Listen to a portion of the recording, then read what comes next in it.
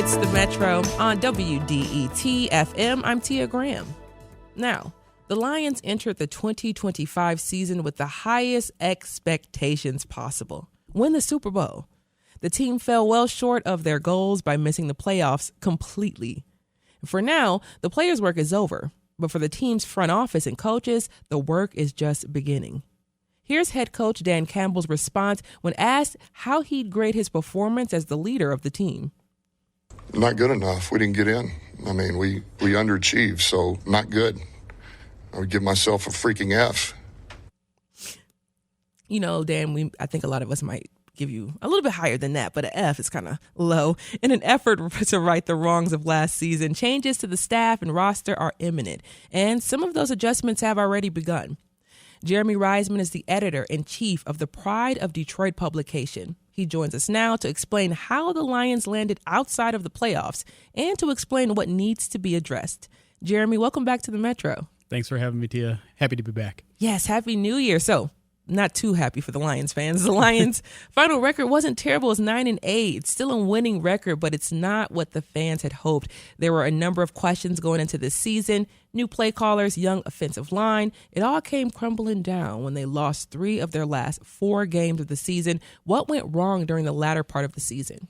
Yeah, it seems like they just kind of lost the identity that they had developed over the past 2, 3, 4 years. It's a team that prided itself so much on being able to run the football and being able to stop the run. And those, ironically, were the 2 things that they really struggled with down the stretch, which some of it can be explained by some of those personnel things that you talked about, losing a couple people on the offensive line and filling them with young and inexperienced players who, a lot of those players haven't played into December. They're not used to playing December football in college. So you kind of hit that rookie wall or second year wall. And then on the defensive side, it's kind of a little bit more puzzling. That was a team that really since Dan Campbell walked in the door, been able to stop the run. And so to see them struggle with that in the last 3 or 4 games, especially when it was so critical to their success, was a little bit of a shock to me. Yeah, I mean, a lot of us were watching it like, what the heck is going on here? Why can't they stop anything? But, Jeremy, for me, I was talking to Carrie about this. I'm a little bitter, but I'm happy to see that he's doing okay. Ben Johnson, the Lions' former offensive play caller, is now the head coach of the Chicago Bears. They won a division this year, and the Lions are sitting at home. Is it fair to say that Johnson played a major role in the team's success? I mean, yeah, I think even people would have admitted that before he found success in Chicago. He's a very complicated person in general, and I think some people might be turned off by some of the mannerisms, maybe some of the things he says, but in general, in terms of especially being an offensive mind, creating good plays, knowing what your personnel is capable of doing, and being extremely detail-oriented, you saw that here in Detroit, and you're seeing it with a Bears team that, listen, they had a ton of talent last year and it wasn't able to put it together, but I think when you get the right guy in place that knows what to expect out of his players and knows how to get those players to perform at those kind of levels, you see the value in coaching. And so, yeah, I do think the Lions are still very much in good hands. Obviously, if their bottom, of expectations is a 9-8 season, that means, there's still plenty to grow into. But yeah, Ben Johnson, of course, played a lot of reason for the Lions' success last year, and he's a huge reason why the Chicago Bears are still in the postseason. Yeah, nice to see the success for Ben, but sad to see, where we are. But the Lions were bit by the injury bug again this year. This time, the defensive backs took the brunt of it. Both safeties, Kirby Joseph and Brian Branch, went down. How significant were they to the defense? Yeah, huge, right? Those are 2 potential Pro Bowl, All-Pro type players, and you take that away from any team outside of maybe the San Francisco 49ers, and it's going to have a huge effect. And maybe that plays a part into why the run defense in particular struggled down the stretch, but those are also 2 veteran players, 2 leaders in the defense, and, even some of the Lions' backups at those positions ended up getting injured as well. And so that's really when it really starts to take a toll, is not just when you get injured, but injured at the same position and you're relying on your 5th, 6th, 7th string guys. Not a lot of teams can survive that. And with the Lions in particular, that safety position is so important to what they do because they're involved in the run game. They're involved in the pass game. Sometimes they're involved in pressuring the quarterback. And so the Lions are missing 2 real key players on their defense for the downstretch, and you can't blame everything on that, but you can certainly put the Lions' defensive performance into its proper context by pointing that out. Yeah, and Calvin Shepard is the defensive play caller who was promoted from within. Yeah. The defense was up and down throughout the season, as we're just talking about. We've seen so many different things happening. How do you grade Shepard's first year as DC? Better than a freaking F, I would say. Dan Campbell might think differently, but he went through a lot of first-time coordinator issues, right? There was some inconsistency in his game planning week to week. Maybe during some of the most critical moments in games, he picked the wrong play call. But he did do something that his predecessor, Aaron Glenn, didn't do much of, which is adapt. He seemed very open to changing game plans week to week. He seemed very open to things that maybe aren't traditionally done in the Lions defensive scheme. They did a really good job bottling up mobile quarterbacks this year, which is something that Aaron Glenn actually wasn't particularly good at. It was just the inconsistency. And honestly, first time doing any job, right, there's going to be some inconsistencies. There's going to be some ups and downs. And so, Dan Campbell made a very full-throated endorsement of Shepard and said he thought he did a very good job in his rookie season as defensive coordinator. I might not go that far, but at the same time, I do think he did a little bit better than most people gave him credit for, considering all the hardships he did with all the hardships he went through with all the injuries, and considering it was his first time doing it. And this is also a tough fan base to please. Absolutely. So. But the Lions have signed Hutch, but the defensive line has had an issue. Do they need another edge rusher next year? Oh yeah, I mean, no doubt. Al-Qadim Muhammad was a guy who played a rotational role. He wasn't even a starter, and he got 11 sacks for the team this year. Which is, credit to him. As a 30-year-old defensive lineman, you don't get a lot of breakout seasons when you're that old, when you're that experienced. But he's a free agent. There are 2 or 3 other guys at that position that are free agents. They really don't have anybody signed opposite Aiden Hutchinson. So, I'd certainly love to see them bring Al-Qadim Muhammad back, but they need to also get a starter, a full-time starter that can play the run, that can play the pass, and whether that's through the draft or a significant investment in free agent, they need to really do that, because I think another part of the defense's failures this year is they made their secondary, their corners, their safeties have to cover the wide receivers for so long. They may have eventually gotten to the quarterbacks, and if you look at the sack stats, they're high for this year, but it took them so long to get there that in between those sacks, the Lions gave up a lot of big plays in the passing game, and I think the lack of a quick pass rush is part of the reason for that. I want to stick with the free agents, though, because there are a few names who are going to be in that lineup. Alex Anzalone, as well as Monique Robertson. Can you talk a little bit about free agents right now and what we're going to see next year? Who possibly will come back, who's not going to come back? Yeah, Alex Anzalone is definitely maybe the most interesting and critical one there, because he's been such a big part of this defense in terms of establishing it as a veteran who came from the same defensive scheme in New Orleans, kind of came over almost as like an additional players coach to help kind of learn to teach the rest of the defense what they're trying to do, but he's also still playing at a really high level.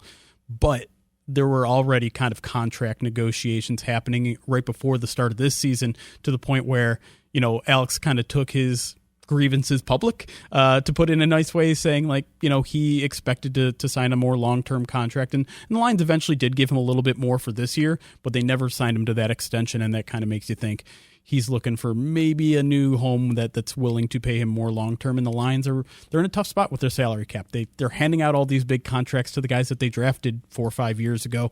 Leaves them not a ton of cap space to really take care of their own, unless, they're core fundamental players that are going to be here for 4 or 5 years. Anzalone's kind of towards the tail end of his career, and at some point, there's just going to kind of be a more natural divorce, where it's like he needs to go somewhere where he can do this kind of same thing. He can teach a new defense to a new scheme and sign a 1 or 2 year deal there. So I'd be surprised if he's back. Amik Robertson, to me, is another guy where he didn't have the strongest finish to the season, but he kind of represents everything that the Lions are in terms of tough grittiness. He's able to play multiple positions. I know he would love to be back. He was very, very happy with his time here. But again, he played out of his current contract. He overplayed his current contract, so he's probably looking for a raise, which, again, just with the Lions' tight budget, it's going to be a really tough challenge to figure out a way to make the money work for both of them. But I think the Lions and Amik would probably be best served to figure out a way to make it work. Yes, I would hate to Mrs. Alex's hair outside of that helmet, but you got to do what you got to do to make the best decision for yourself. You're listening to the Metro. I'm Tia Graham. We're talking about the Lions' disappointing 2025 season and looking toward the offseason. Hopefully a better season is on the horizon. I'm joined by Jeremy Reisman, editor-in-chief of Pride of Detroit. Now let's look towards some of the changes that they could be making this offseason. What kind of offensive play caller will they be looking for? It's a really good question. Obviously, they let go of John Morton, their offensive coordinator, who filled in for Ben Johnson just for one season. They're in a really interesting position because I think they have such a good situation for an offensive coordinator to walk into. They have obviously a really talented amount of skill players. They have a quarterback that doesn't need babysitting or anything like that. He's ready to go. So in that sense, you might think that the Lions have one of the more, one of the more valuable jobs out there for an offensive play caller. They might see the Lions and say, this is my path to being the next Ben Johnson, where I can parlay this into a head coaching opportunity. But at the same time, the Lions did finish fifth in scoring last year. They weren't a complete disaster. I think in a lot of ways, they probably view their own situation as like, we just need a little tweak here or there. We don't need a guy that has a completely different system that might require a different set of players. And so there's kind of this balance between, well, let's make sure we get the best player caller out there and make sure we take advantage of the opportunity we currently have to maybe hire the best candidate out there. But also, let's not change too much. And so, I do think some of their internal candidates are going to be legitimate candidates. Scotty Montgomery, their assistant head coach and wide receivers coach, who also was the running backs coach for the team last year. He's a really bright offensive mind. I think he knows exactly what Dan Campbell is looking for in a play caller. But he doesn't have a ton of experience calling plays. So it's really an interesting conundrum for me because I do get the allure of guys like Mike McDaniel, the former Dolphins head coach, who is. I was going to bring him up because people have already been saying, "Hey, Mike's available." Right, but he's also taking head coaching interviews too. Like that's how valued he is, and so not that this is something you need to worry about this year, but if you do hire him as an offensive coordinator and he's super successful, he might parlay that right back into a head coaching position, and then you're kind of left where you are right now, filling that position again. And so, there are a lot of really interesting, good candidates out there, and I'm very interested to see which way the Lions go, because it could be really nothing would surprise me at this point. But the one thing that I think they are going to prioritize is making sure that they aren't changing the offense too much, that schematically they're doing what they've been doing for the past 5 years, because that has been working. It's just kind of the situational play calling and then fixing that offensive line, I think, are the biggest priorities on offense this offseason. So before we get down to the end we're at the end of this conversation, but before I let you go, Coach Campbell had a press conference this past Monday after the Lions' last game. He did some reflecting on the season and said this. I want to get back to some of the things we were doing a couple of years ago. And what I mean by that is just getting back to a little bit of what we did at the ground level, man. Just a little bit of the way we train, the way we go about things. This is going to be a good training camp for us. We're going to go back and really sharpen the sword a little bit. So, Jeremy, Pride of Detroit covers training camp. What could he be referencing with that statement, Dan Campbell? It's a really interesting statement, right? He was kind of enigmatic about it, and I don't know exactly what he's referring to. But I do have my own theories, and kind of the one that interests me the most is one thing I noticed during training camp this past season is everything seemed very businesslike. Where and at the time that seemed like a pro, right? Like, oh, everyone's just going about their business. This is a well-oiled machine at this point. There's not a lot of fun being had. There's like everyone is just down to business.